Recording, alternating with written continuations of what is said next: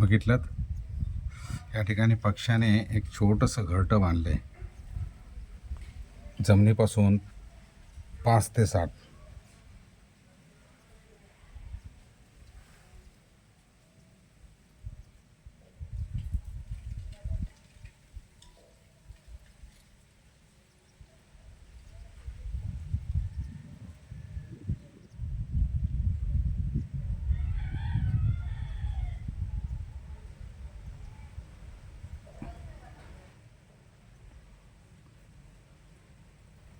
बघा तो पक्षी गेला.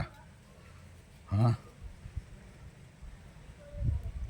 कोण शिकवतो या पक्ष्यांना कुठे घरटं बांधावं, कसं बांधावं? रचना बघा कशी, एवढंच छोटंच आहे.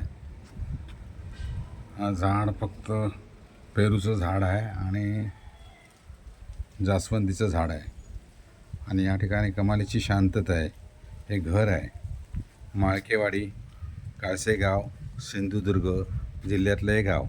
हे आमच्या घरापुढेचं घर. घराला बघा, घरात कोण नसतं, मोठं घर आहे.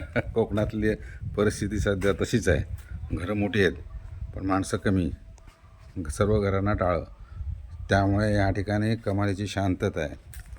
समोर एक घर आहे आणि या अंगणाच्या बरोबर कडेला या ठिकाणी या पक्ष्यांनी घर बांधले आहे.